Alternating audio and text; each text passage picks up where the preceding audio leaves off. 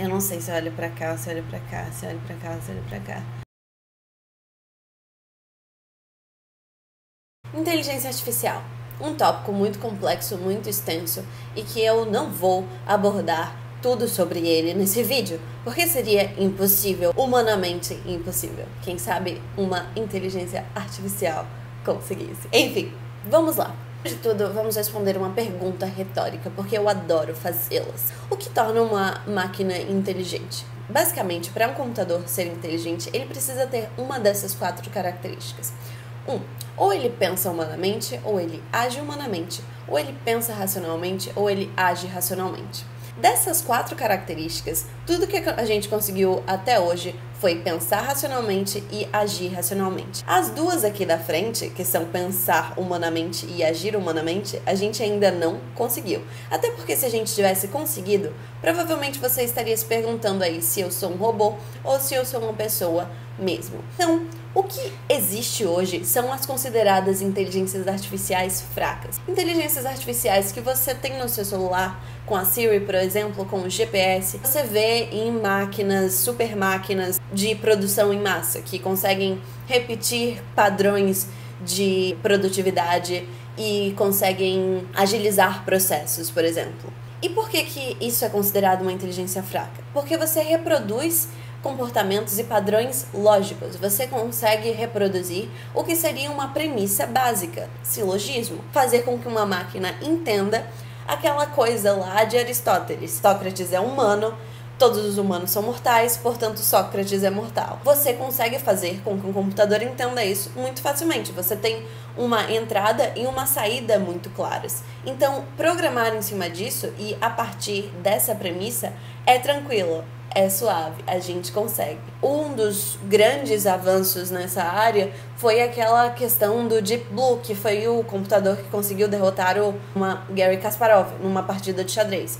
E mais recentemente, a Google conseguiu desenvolver um computador que conseguiu derrotar o campeão de Go no ano passado, que é um jogo que você tem muito mais possibilidade de movimentos em Go do que você tem no número de xadrez. Então, essa questão de pensar racionalmente e agir racionalmente, a nossa tecnologia consegue absorver e consegue tornar muita coisa possível. O problema mesmo tá em pensar humanamente e agir humanamente. É aí que tá o grande problema. Porque para que algo pense e haja humanamente, a gente precisa determinar o que é pensar e agir humanamente. Nesse sentido, a gente tem 2 empecilhos muito claros. Primeiro, o tecnológico, que a gente precisaria de um banco de dados para absorver todos os dados possíveis do mundo de comportamento. E segundo, a gente teria que definir um padrão lógico para todos os comportamentos humanos. Ou seja, a gente pega áreas da filosofia, da psicologia, da sociologia e tenta encontrar um padrão lógico e exato para eles. É complicado, muito complicado. Para simplificar a ideia de inteligência artificial e para validar ela, Turing definiu um teste, conhecido teste de Turing, que basicamente para ele é muito simples. A partir do momento que você consiga conversar com uma máquina, não perceber que está conversando com uma máquina, aquilo lá já valida uma inteligência artificial. Para ele, o comportamento humano da máquina é o suficiente para atestar uma inteligência artificial forte. Já para outros filósofos contemporâneos, não é o suficiente. De acordo com John Searle, por exemplo, ele diz que você não precisa só se comportar como um ser humano, mas você precisa entender como um ser humano. Então você precisa ter consciência das suas ações. Você precisa entender que o que você está falando ali faz parte de uma consciência, faz parte da sua programação, que é um pouco mais complexo ainda. Você percebe que tem vários dilemas envolvendo essa questão, e entrar nesse aspecto é bem delicado. Mas eu acho que o mais importante da gente perguntar é, se eventualmente isso acontecer, qual seria a forma como a gente deve tratar esses novos seres humanos? Será que eles deveriam ser tratados como um de nós? Será que eles seriam tratados como melhores que a gente? Será que eles iriam dominar o mundo? A gente não sabe.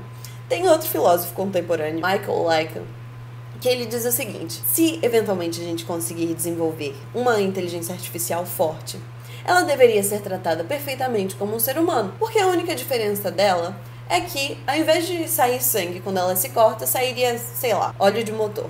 De acordo com ele, essa questão de você distinguir uma pessoa só por causa da composição física dela não faz sentido. Para ele, a ideia é, se você age como um ser humano e se você tem comportamentos humanos, éticos e morais, você deve ser tratado dentro da sociedade como um ser humano. Mas aí você vai provavelmente dizer, ok, ele é um ser humano, não é bem um ser humano, ele é programado. E aí o Lycan diz o seguinte, sim, ele é programado, mas todos nós não somos programados, em teoria. Tem um código genético que especifica determinados genes e manias que vão ser desenvolvidas ao longo da sua vida. Todos os seus genes, em teoria, são um código de programação, de acordo com Lycan.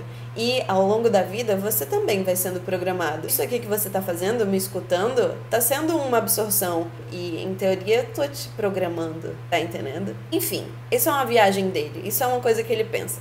Tem muita coisa pra se pensar. Sinceramente, eu não acredito nessa coisa de ser boazinha com máquinas. Não quero estar aqui para vê-las. Eu quero estar bem longe, lá nessa ideia de além, tá? Não quero estar perto disso. Acho bem legal o desenvolvimento tecnológico, mas perigoso.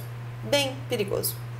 Sim, depende de como é programado. Afinal de contas, se você programar uma coisa para o bem, ela vai fazer o bem. Se você programar ela para o mal, ela vai fazer o mal. Tudo se resume a quem vai programar isso primeiro, não é mesmo? Muita coisa para falar sobre inteligência artificial. Se a gente fosse falar de inteligência artificial hoje no mundo, a gente iria para dilemas mais econômicos e sociais, na questão do desemprego, quarta revolução industrial, e exigiria outro vídeo para falar sobre isso, não caberia aqui comentar. O básico é esse, sobre inteligência artificial e aonde a gente conseguiu chegar com isso e por que é tão complexo você chegar até ser uma pessoa efetivamente.